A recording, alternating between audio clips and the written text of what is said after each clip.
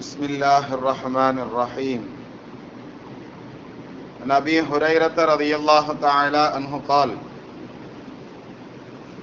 وعن زيد بن خالد الجهني رضي الله تعالى عنهما قال: قال رسول الله صلى الله عليه وسلم: من فطر صائما كان له مثل أجره غير أنه لا ينقص من أجر الصائم شيئا أو كما قال عليه الصلاة والسلام. ரவாஹு திருமிதி.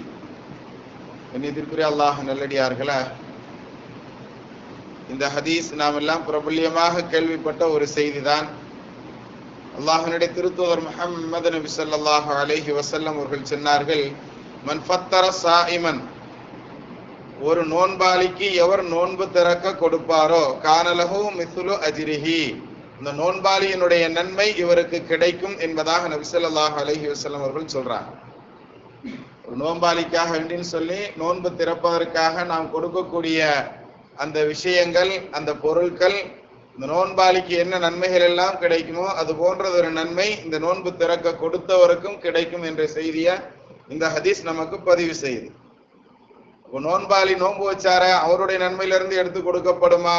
அத மாதிரி கிடையாது. கைர அன்னஹு லா யன்குஸு மின் அஜ்ரி ஸாயிமி ஷைஆ, நோன்பாளியினுடைய நோன்புல இருந்து எதுவுமே குறையாது. ஏன்னா அல்லாஹ் ரொம்ப விசாலமானவன்.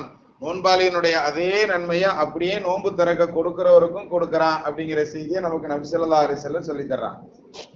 ஆக நோன்பு, ஒரு ஆள் நோன்பு வச்சிருக்கிறாரு, நோன்பு வைத்திருக்கிறார், அதே சமயத்துல இன்னொருத்தருக்கு நோன்பு திறக்கிறதுக்கு தான் கொண்டு வந்த பொருட்கள்ல இருந்து ஏதாவது ஒண்ணு கொடுக்கிறார் அப்படின்னு சொன்னா இவருக்கு இப்ப ரெண்டு நன்மை கிடைக்கும். இவரு நோன்பு வச்ச நன்மை இவருக்கு கிடைக்கும். அடுத்தவர் நோன்பு திறப்பதற்காக வேண்டி ஒரு விஷயத்தை கொடுக்கறதுனால அவரு நோன்பு வச்சா எவ்வளவு நன்மை கிடைக்குமோ அதே நன்மை இவருக்கும் கிடைக்குங்கிற செய்தியை நமக்கு என்ன செய்யப்படுகிறது, இந்த ஹதீஸ் வாயிலாக சொல்லி தரப்படுகிறது.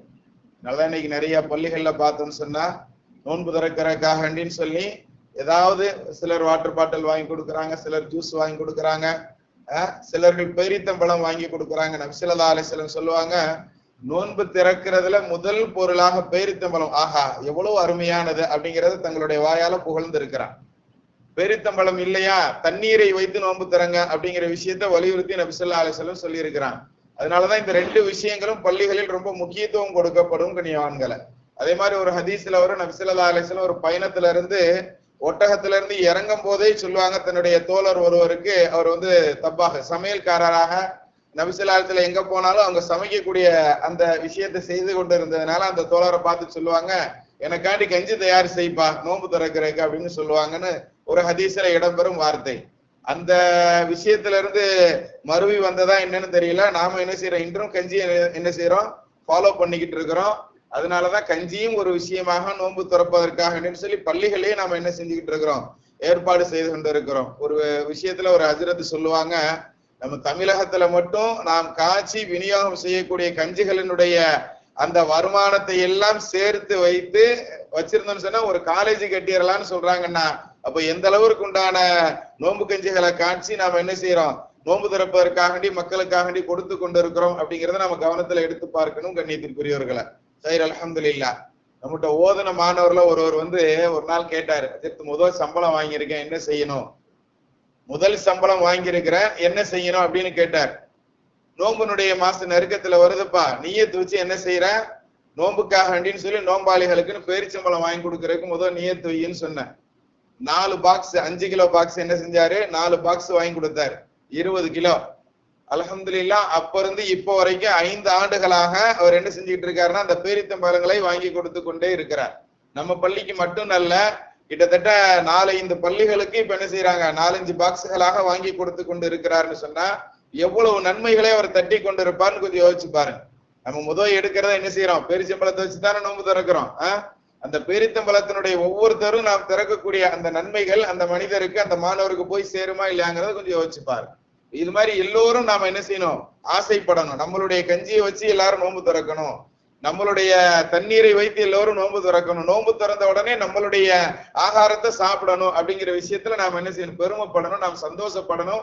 அது போன்ற உண்மையான ஆசைகள் நமக்கு வரணும் கண்ணியவான்களை. அந்த மாதிரி இன்ஷால்லா முயற்சி செய்யலாமா? கஞ்சிக்குன்னு சொல்லி நாம கொடுக்கிற காசுகளை ஜக்காத்துடைய பணத்துல இருந்து கொடுத்துடக்கூடாது.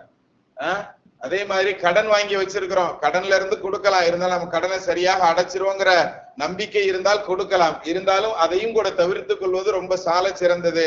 ஏன்னா நோன்பாளிகளுக்காக வேண்டின்னு கொடுக்கக்கூடிய அந்த விஷயம் ஹலாலான பணமாக இருக்கணும், அதே சமயத்துல ஜக்காத்துடைய பணமாக இருக்கக்கூடாது. அதாவது ஏழைகளுக்கு போய் சேர வேண்டிய அந்த ஜக்காத்தினுடைய பணத்தை கொண்டு வந்து பள்ளிவாசலினுடைய கணக்குல கொடுத்து கஞ்சி ஆக்கி எல்லாருக்கும் கொடுங்கிற அந்த விஷயம் வந்துடக்கூடாது. அதாவது அன்பளிப்பாக தான் நாம பணம் கொடுக்கணும் கஞ்சிக்குன்னு சொல்லி அது ஜக்காத்தினுடைய பணமாக இருக்கக்கூடாது. கூடுமான அளவு பியூரான பணமாக இருக்கிறதுக்கு முயற்சி செய்யுங்க, அல்லாஹ் பரக்கத் செய்வான். இப்ப நம்ம கஞ்சிகளுக்கு இன்ஷா அல்லாஹ் எல்லாரும் நம்ம நோன்பு திறப்பதற்காக பள்ளிகளுக்குன்னு கொடுக்கலாமா? எல்லா மக்களும் நோன்பு திறப்பதற்கு அதுல இருந்து நன்மைகளை அடைந்து கொள்ளக்கூடிய பாக்கியவான்களில் அல்லாஹ் நம்மை கபூல் செய்வானாக. பிஹக்கி சய்யிதினா வ ஆலி சய்யிதினா முஹம்மதின் ஸல்லல்லாஹு அலைஹி வஸல்லம்.